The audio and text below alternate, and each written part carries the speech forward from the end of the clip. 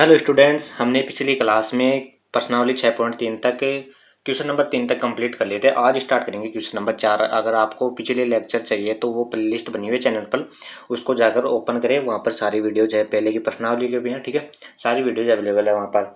आज स्टार्ट करेंगे question number 4 से। बहुत ही आसान है क्वेश्चन नंबर 4 भी, सारे आसान है वैसे तो। बस आपको ये पता रखना है कि कौन सी त्रिभुज की बात हो रही है, ठीक है। और सिंपल सिंपल से क्वेश्चन है, तो देखते हैं क्या है। क्वेश्चन नंबर 4, आकृति 6.36 में क्यू आर बटे क्यू एस बराबर है क्यू टी बटे पी आर तथा त्रिभुज एक बराबर कोण एक बराबर कोण 2 है, ठीक है। तो दर्शाइए कि त्रिभुज पी क्यू एस समरूप है त्रिभुज टी क्यू आर के, ठीक है। एक बार इसको देखते हैं और कौन से त्रिभुज की बात हो रही है उसको भी देखते हैं, ठीक है। तो करते हैं सॉल्व इसको। अब देखो इसमें कौन कौन से त्रिभुज को समरूप करने की बात कर रहा है। इसमें पी क्यू एस और T Q R. P Q S कहाँ पर है? पी क्यू एस त्रिभुज है ये, ठीक है। इसको डार्क कर देते हैं हम। पी क्यू एस त्रिभुज है ये, इसकी बात कर रहा है एक तो। और टी क्यू आर कौन सा है? फुल साइज वाला ये टी क्यू आर ये है, ठीक है। इन दोनों को समरूप करने की बात कर रहा है।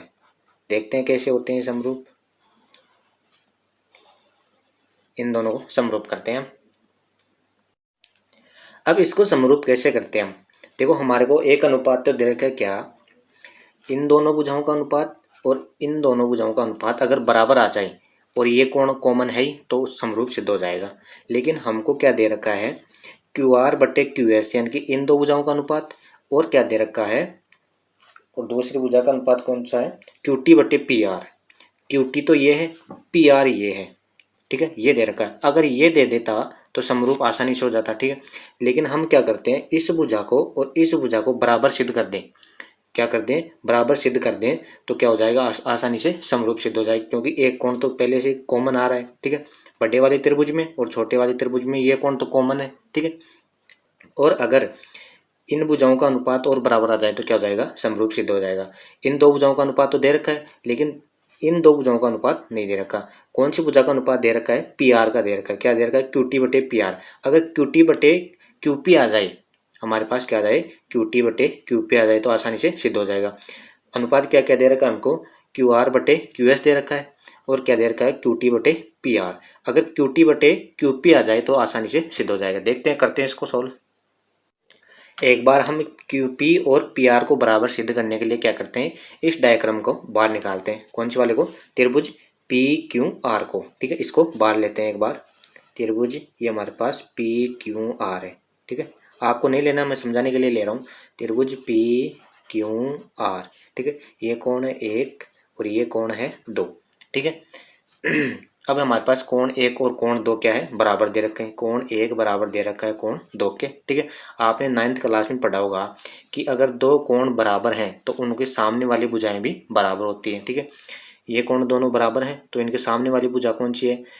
कोण क्यू के सामने वाली पी आर और कोण आर के सामने वाली भुजा कौन सी है? P Q. तो ये दोनों आमने सामने भुजाएं क्या होंगी? बराबर होंगी, यानी कि ये भुजा और ये भुजा बराबर होंगी। क्यों होंगी? क्योंकि इनके ये कोण है ये बराबर है, तो इनकी सामने वाली भुजा भी क्या होंगी? बराबर होंगी, ठीक है। तो लिखते हैं हम इसको। कोण 1 बराबर कोण 2, तब क्या होगा? भुजा पी क्यू बराबर कौन सी होगी? P R. क्यों होगी? समान, यहाँ पर लिखते हैं समान कोणों के सामने वाली भुजाएं समान होती है, ठीक है। भुजाएं समान होती है, ये आपने 9th क्लास में पढ़ा होगा, ठीक है। और नहीं भी पढ़ा है तो एक बार याद रखना कि जब कोण समान होते हैं तो उनके सामने वाली भुजा भी क्या होती है? समान होती है, ठीक है। तो यहाँ पर क्या आ गया हमारे पास? पी क्यू बराबर क्या आ गया? पी आर आ गया, ठीक है। इसको हम दे देते हैं समीकरण नंबर 1, ठीक है। अब ये हमारा काम हो गया। अब आगे देखो, अब हमारे को दिया है, क्या दिया है? जो दिया है वो लिखते हैं। दिया है, क्या दिया है? क्यू आर बटे क्यू एस बराबर क्या दिया है? क्यू टी बटे पी आर, ये हमारे को दिया है, ठीक है। अब देखो क्या करते हैं हम, पी आर की जगह क्या लिख सकते हैं हम? पी क्यू, क्योंकि हमने निकाल लिया तो लिखते हैं यहाँ पर। तो क्यू आर बटे क्यू एस बराबर आएगा क्यू टी बटे किसके, पी क्यू के, समीकरण 1 से, समीकरण 1 से। ठीक है, और ये आ गया हमारे पास समीकरण 2। ठीक है, अब हमें समरूप किस किस को सिद्ध करना है, त्रिभुज पी क्यू आर, एक तो पी क्यू आर एवं त्रिभुज टी क्यू आर में। ठीक है, टी क्यू आर में इन दोनों को समरूप सिद्ध करना है। ठीक है, तो इनकी संगत भुजाओं का अनुपात तो हमारे पास पहले से ही आ गया, तो इसको दोबारा से लिख देते हैं यहाँ पर। ठीक है, तो क्यू आर बटे क्यू एस बराबर है किसके, क्यू टी बटे पी क्यू के। एक बार देखो यहाँ पर, देखो चित्र में क्यू आर कहाँ पर है, क्यू आर बटे क्यू एस बराबर है किसके, क्यू टी बटे पी क्यू के। ठीक है, ये हमारे पास अनुपात बराबर आ गया। लिखते हैं यहाँ पर समीकरण 2 से, समीकरण 2 से। ठीक है, हमारे को समरूप सिद्ध करने के लिए क्या करना पड़ेगा, संगत भुजाओं का अनुपात और ये कोण बराबर बराबर कर देते हैं तो वो समरूप सिद्ध हो जाता है। ठीक है, अब देखो कोण क्यों को देखो, दोनों में उभयनिष्ठ है। किस किस त्रिभुज में, त्रिभुज पी क्यू आर में और त्रिभुज टी क्यू आर में, दोनों में क्या है, उभयनिष्ठ है। उभयनिष्ठ होगा तो बराबर होगा, तो यहाँ पर भी लिखते हैं हम इसको, कोण क्यू एक कर दो इसको, कोण एक, एक बराबर कोण एक, किससे, उभयनिष्ठ से, उभयनिष्ठ। ठीक है, संगत भुजाओं का अनुपात भी बराबर आ गया और कोण एक कोण भी बराबर आ गया। तो ये कौन सी है, अतः भुजा कोण भुजा कसौटी से क्या हो गया, त्रिभुज कौन सा, कौन सा त्रिभुज, टी क्यू आर समरूप आ गया त्रिभुज किसके, पी क्यू आर के। ये हमको सिद्ध करना था। ठीक है, ये समरूप सिद्ध हो गया, सिद्ध हो गया, लिख देते हैं यहाँ पर सिद्ध। ठीक, हमने क्या किया, एक बार दोबारा से समझो इसको। हमने क्या किया, त्रिभुज बनाया। अब क्या किया, हमारे पास अनुपात क्या दे रखा था, हमारे पास अनुपात दे रखा था, किस किस भुजा का अनुपात दे रखा था, ये देखो एक बार, क्यू आर बटे क्यू एस, एक तो इस भुजा का अनुपात दे रखा था, और क्या दे रखा था, क्यू टी बटे पी आर का। और हमारे को सिद्ध क्या करना था, त्रिभुज टी क्यू आर समरूप है क्या, त्रिभुज पी क्यू आर के, लिए हमारे को सिद्ध करना था।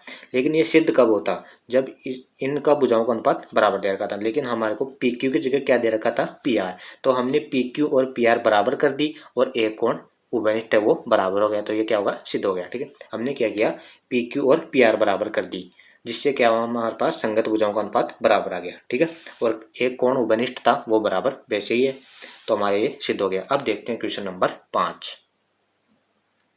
अगर एक बार में समझ में नहीं आता तो वीडियो को 2 या 3 बार जरूर देखें, समझ में आसानी से आ जाएगा। ठीक है, हमने क्या क्या वो देखो। ठीक है, अब देखते हैं क्वेश्चन नंबर 5।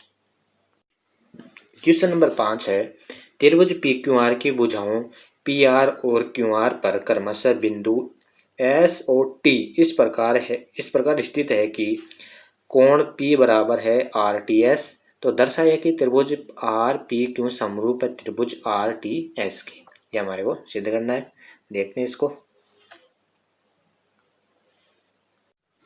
अब देखो हमारे को क्या बोल रहा है, त्रिभुज पी क्यू आर, चित्र नहीं दिया, हम बनाते हैं त्रिभुज पी क्यू आर। त्रिभुज ये हमारे पास हो गया क्या, P Q R, P Q R. आगे क्या बोल रहा है, इसमें भुजाओं पी आर, भुजा ये पी आर आई और क्यू आर, और ये क्यू आर आई क्रमशः एस और टी इस प्रकार है कि, इस पर तो एस और इस पर टी, इस प्रकार है कि कोण पी कहाँ पर है, ये रहा, कोण पी बराबर है किसके, आर टी एस के, आर टी एस के। ठीक है, इसके बराबर है कौन सा, पी और टी बराबर दे रखा है। ठीक है, तो दर्शाइए कि त्रिभुज पी आर पी क्यू यानी कि छोटा वाला, और त्रिभुज आर टी एस और ये बड़ा वाला। ठीक है, ये दोनों समरूप है। कौन कौन से त्रिभुज एक तो बड़ा वाला, ये दो ही तो त्रिभुज है। ठीक है, बड़ा वाला त्रिभुज और छोटा वाला त्रिभुज, ये दोनों क्या है, समरूप है, ये हमारे को सिद्ध करना है। ठीक है, तो देखते हैं इसको। आसानी से हो जाएगा। क्यों हो जाएगा? एक तो देखो कोण P और कोण T तो बराबर दे रखा है, ठीक है, और दोनों में कोण R क्या आ गया? कॉमन आ गया, यानी कि उभयनिष्ठ आ गया। ये दोनों वैसे बराबर हो जाएंगे। कोण कोण से क्या हो जाएगा? समरूप सिद्ध हो जाएगा। तो हम देखते हैं, करते हैं इसको।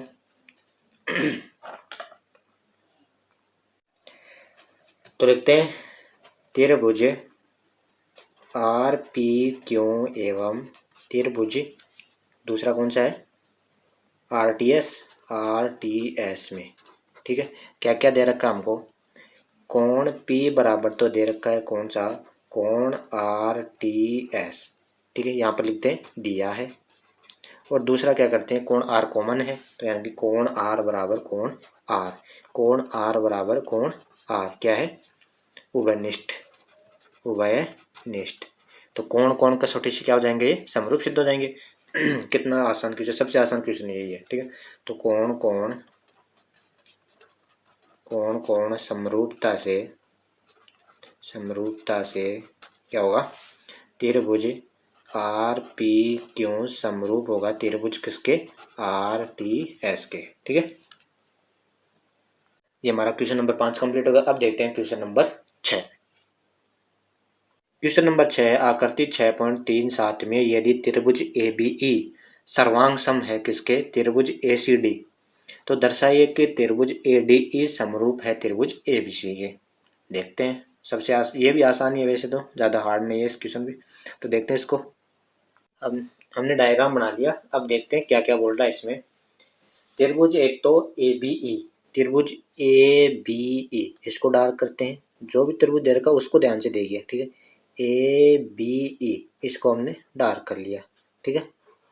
और त्रिभुज कौन सा दे रखा है? ACD, एक ये दे रखा है ACD, ये हमारे को क्या दे रखा है? सर्वांग सम। अब सर्वांग सम होने की क्या कंडीशन होती है? यानी कि तीनों कोण और तीनों भुजाएं क्या होती है? बराबर होती है, ठीक है। सर्वांग सम होने की ये कंडीशन होती है। तो हमारे को क्या क्या दे रखा है? यहाँ पर लिखते हैं, दिया है। क्या दिया है?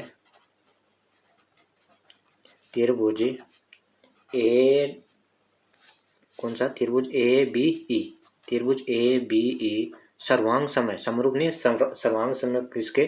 त्रिभुज ACD, ठीक है। ये हमारे को दे रखा है। अगर ये दे रखा है तो क्या होगा? संगत भुजाएं और संगत कोण बराबर होंगे। तो लिखते हैं अतः संगत कोण एवं संगत भुजाएं क्या होंगी?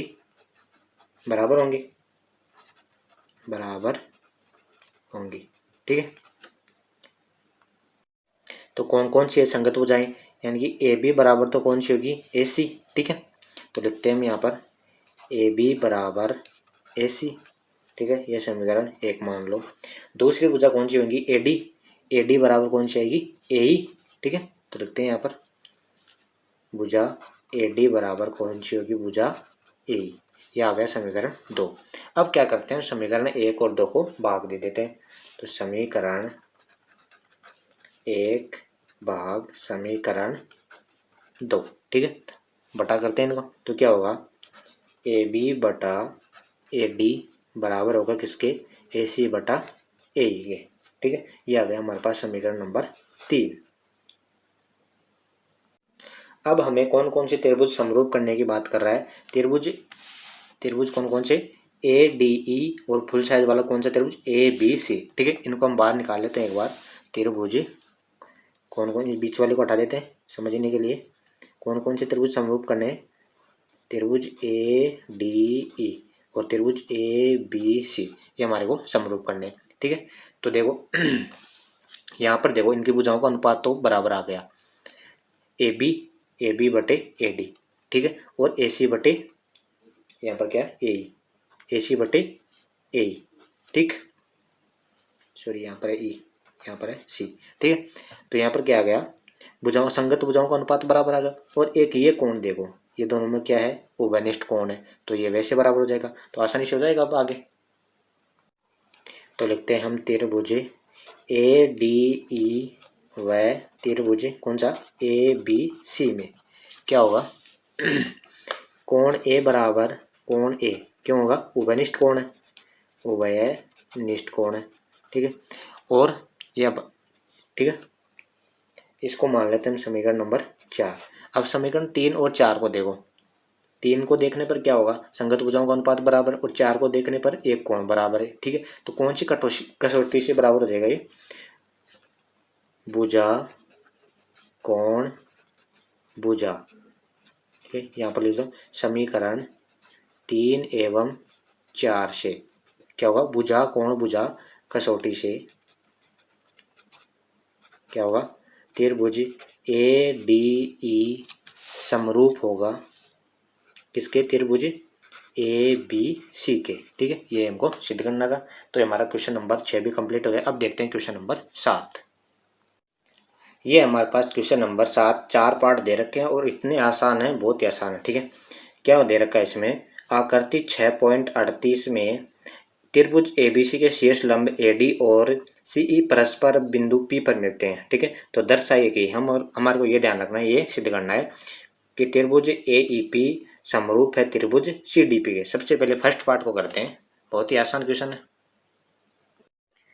अब देखो इसमें त्रिभुज छांटो एक बार, कौन सा त्रिभुज, एईपी। एईपी तो त्रिभुज इसको डार्क कर देते हैं हम, त्रिभुज एईपी। ठीक है, एक तो ये त्रिभुज, और कौन सा त्रिभुज, सीडीपी, और एक ये त्रिभुज। इन दोनों को क्या करना है, हमको समरूप सिद्ध करना है। ठीक है, तो करते हैं, बहुत ही आसान है।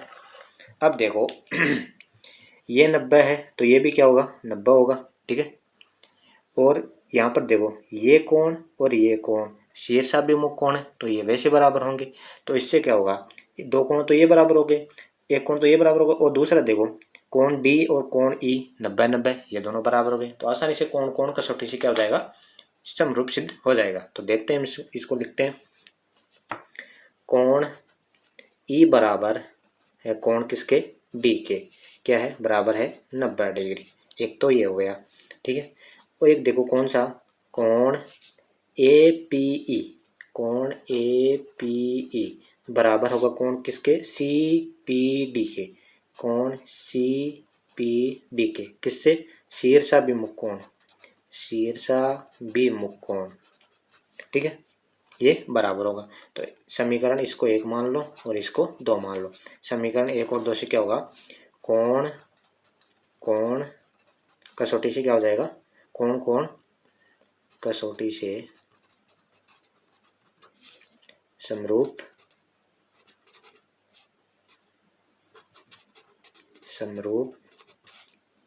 हो जाएगा, होगा। ठीक है, यह हमारा पहला क्वेश्चन हो गया। अब देखते हैं इसका दूसरा पार्ट। अब देखो सेकंड पार्ट में किस किस की बात कर रहा है, त्रिभुज ए बी डी, त्रिभुज ए बी डी इसको डार्क करते हैं हम, त्रिभुज ए बी डी। ठीक है, इसकी बात कर रहा है, और त्रिभुज सी बी ई इसको भी डार्क करते हैं। इनमें देखो, ठीक है सबसे पहले तो बी कॉमन है, यानी कि उभयनिष्ठ है, एक कोण तो ये हो गया। ठीक है, एक बार यहाँ पर देखो, अगर ये 90 का इधर तो इधर भी 90 का होगा, ये भी हमारे पास 90 का हो गया। ठीक है, अब देखते हैं, इसको करते हैं। तो कौन सा, कोण बी बराबर, तो कोण बी, कोण बी बराबर कोण बी क्या है, उभयनिष्ठ है, उभयनिष्ठ। ठीक है, दूसरा क्या है, कोण ए डी बी, और कोण कौन सा, सी ई बी, ये क्या है, 90 डिग्री के। ठीक है, तो लिखते हैं इसको, कोण ए डी बी बराबर कोण कौन सा, सी ई बी क्या है, बराबर 90 डिग्री। ये हमारे पास 90 डिग्री है। ठीक है, तो कोण कोण कसौटी से क्या हो जाएगा, कोण कोण कसौटी से त्रिभुज ए बी डी समरूप होगा त्रिभुज किसके, सी बी ई के। ठीक है, ये हमारे पास हो जाएगा। अब देखते हैं इसका थर्ड पार्ट। अब ये हमारे पास तीसरा पार्ट में क्या बोल रहा है, त्रिभुज ए ई पी इसको डार्क कर लेते हैं, त्रिभुज ए ई पी, और कौन सा, त्रिभुज ए डी बी इसको हमने डार्क कर लिया। इसमें देखो क्या होगा, कोण ए बराबर कोण ए क्या होगा, उभयनिष्ठ होगा, और अगर ये 90 है तो ये भी 90 होगा, और अगर ये 90 इधर तो इधर भी 90 होगा। ठीक है, तो कोण डी बराबर कौन सा हो जाएगा, कोण ई, कितना 90 डिग्री। तो इसको अब लिखते हैं कोण ए बराबर तो होगा कोण ए, क्या होगा, उभयनिष्ठ, उभयनिष्ठ। ठीक है, और कोण डी बराबर होगा कोण किसके, ई के, क्योंकि बराबर है कितना 90 डिग्री। ठीक है, तो कोण कोण कसौटी से क्या हो जाएगा, कोण कोण कसौटी से त्रिभुज कौन कौन सा, त्रिभुज ए ई पी समरूप होगा त्रिभुज ए डी बी के। ठीक है, ये हमारा समरूप होगा। अब देखते हैं इसका चौथा पार्ट। चौथे पार्ट में देखो कौन कौन से त्रिभुज की बात हो रही है, पी डी सी।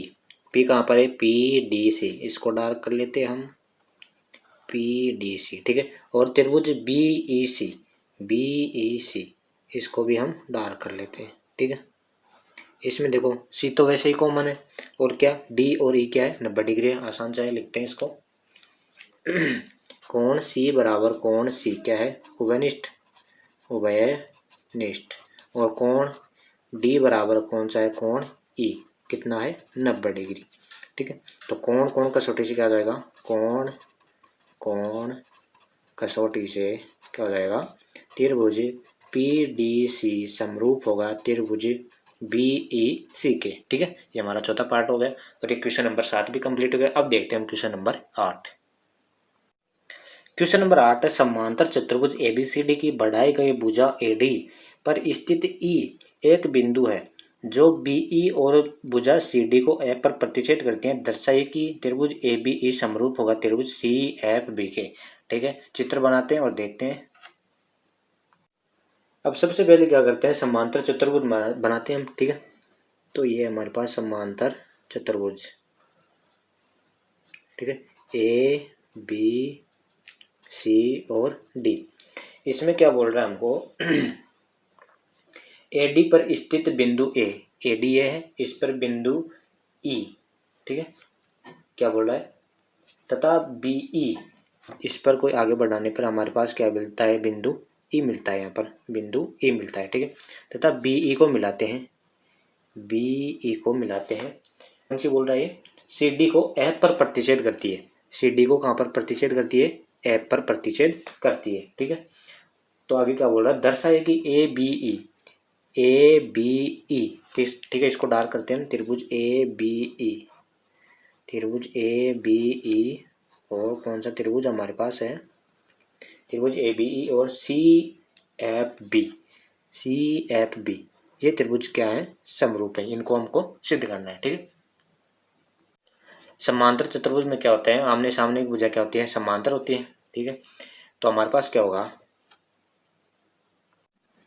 यहाँ पर देखो जेड की आकृति बन रही है, ये देखो ये हमारे पास जेड की आकृति बन रही है। अगर दो समांतर भुजाओं के बीच में अगर जेड की आकृति बनती है तो क्या होता है, एकांतर कोण क्या होते हैं, बराबर होते हैं। ठीक है, तो क्या होगा, हमें क्या दे रखा है, ए ई समांतर है किसके, ए डी या ए, ठीक है, यही एक ही है, ए डी या ए ई समांतर किसके, बी सी के। तो क्या होगा, कोण ई बराबर कौन सा होगा,